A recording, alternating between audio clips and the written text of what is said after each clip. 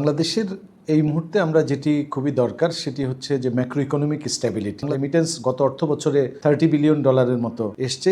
রিজার্ভও আমরা দেখলাম 32 billion. Social প্রোটেকশনের কাভারেজ বাড়ানো, পাশাপাশি ইনইকুয়ালিটিটাকেও আসলে অ্যাডজাস্ট করতে হবে ফর ইনক্লুসিভ ডেভেলপমেন্ট বা ইনক্লুসিভ সোসাইটির জন্য।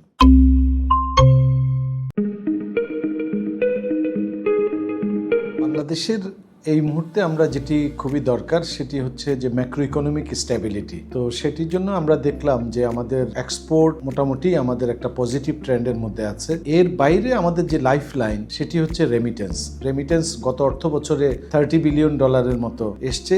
রিজার্ভও আমরা দেখলাম $32 বিলিয়ন, যদিও IMF এর BPM পদ্ধতিতে সেটি হয়তো $27 বিলিয়ন মতো হবে। সেটিও আস্থার জায়গার মধ্যে আসছে। আমাদের যেই জায়গাটা চ্যালেঞ্জের জায়গা সেটা হচ্ছে প্রাইভেট ইনভেস্টর যারা আছে তারা যাতে প্রাইভেট ইনভেস্ট করে, তার জন্য আসলে পলিটিক্যাল স্টেবিলিটিটা দরকার ইকোনমিক স্টেবিলিটির সাথে। আর ফরেন ডিরেক্ট ইনভেস্টমেন্ট যেটি আছে আমাদের এই জায়গাটা আমরা দেখছি যে এটা একটা খুব বেশি, তার মানে ফরেন ইনভেস্টরদের জন্য যে আস্থার জায়গাটা সেটি আমাদের ব্যবসায়ের যে পরিবেশ সেটি যেমন খুবই জরুরি, ম্যাক্রো ইকোনমিক স্টেবিলিটি খুবই জরুরি, আবার রাজনৈতিক স্থিতিশীলতাটাও জরুরি। এগুলো যদি আমরা করতে পারি, আর ইম্পোর্টের যে আমরা দেখেছি এক ধরনের কন্ট্রাকশনের পলিসি ছিল, তো সেটি আস্তে আস্তে কেটে যাচ্ছে যেহেতু রিজার্ভের উন্নতি হচ্ছে। আর ইনফ্লেশনের যে জায়গাটা সেটি তো আমরা দেখছি যে একটু ডাউনওয়ার্ড ট্রেন্ড আছে। তো আমরা মনে করি যে জেনারেল যে ইনফ্লেশন তার বাইরে যদি এসেনশিয়াল প্রোডাক্টগুলো নিয়ে একটা ইনফ্লেশন, বিশেষ করে একটা ফুড বাস্কেট নিয়ে যদি, যেগুলো সাধারণ মানুষ জিনিসটা করে,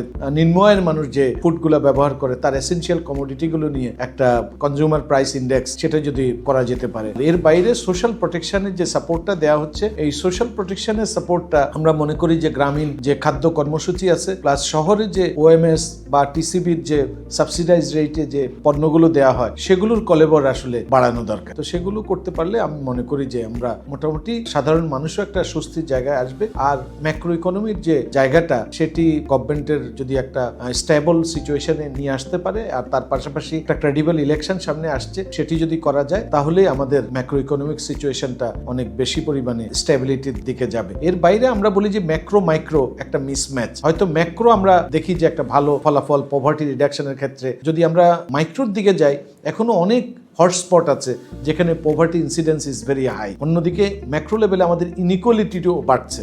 সুতরাং পভার্টি রিডাকশন, সোশ্যাল প্রোটেকশনের কাভারেজ বাড়ানো, পাশাপাশি ইনইকুয়ালিটিটাকেও আসলে অ্যাডজাস্ট করতে হবে ফর ইনক্লুসিভ ডেভেলপমেন্ট বা ইনক্লুসিভ সোসাইটির জন্য।